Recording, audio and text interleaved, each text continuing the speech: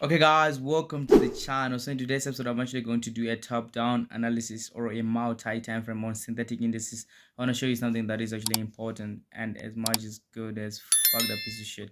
So let's roll on the charts.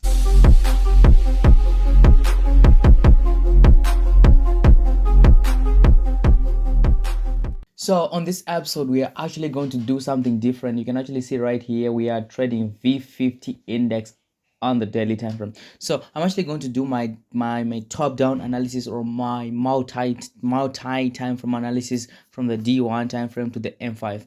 So as you can see, this is V50 on the D1 time frame. So I'm actually going to use my D1 time frame as my directional bias time frame, then the H4 as my structure time frame, then the H1 also as my structure time frame, then the M15 and the M5 as my entry time frames. So first and foremost, you know what we do on the channel, we actually draw our swing points on this bigger time frame. So this was our swing point, this one was a swing point.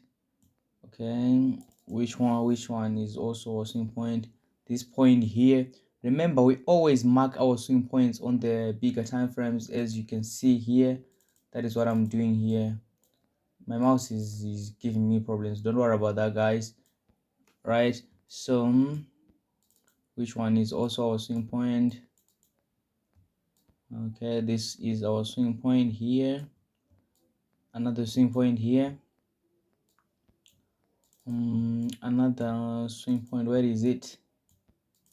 Okay, it's crazy, man. It's crazy how these things are actually happening in a wind. So we have this swing point here, this swing point here, and this swing point here. So before you can actually shift to the smaller time frames for all those crazy kind of structures and stuff, you can actually see that this swing point had 1, 2, 3 touches on the daily time frame. This one, it was a swing point which was strong. This also was a swing point 1. 2, it was strong because it touched 2 or 3 points on a bigger time frame, which indicates something strong. 1, 2, 3, 4. This one's strong here. 1, and a little bit of consolidation on it. So on this one we had 1, 2, 3, 4 touches. This one was strong as fuck. 1, 2, 3, 4, and I'm anticipating a fifth touch up to here. So this is all about these swing points on a bigger time frame. So right now I'm actually going to draw my horizontal lines before I shift to a smaller time frame. Okay, because I told you about zones, right? So let's mark out our horizontal lines. This one here, this one also here, right? Sorry about that. I don't know what's happening to my mouse, man. If you know where I can actually buy a new mouse, please tell me. I don't wanna waste my time with this crazy ass shit. So sorry about that. I'm marking out my horizontal lines here, my horizontal zones. Okay, here.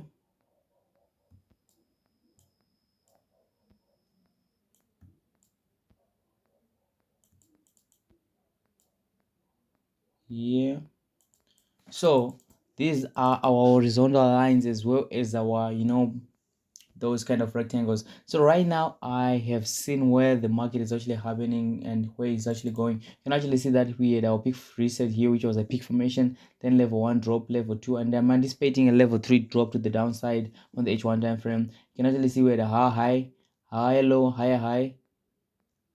Sorry about that, it's actually a downtrend. So we had our higher low, lower low, higher low, lower low, higher low, something like that. So you can actually see that we are actually on a downtrend, right? So I'm actually shifting to the H4 time frame here. So you can actually see that this is our H4 time frame. Let me put to standard here so that I can zoom out. So you can actually see that this is our H4 time frame, and the price is to move up to here if anything actually occurs.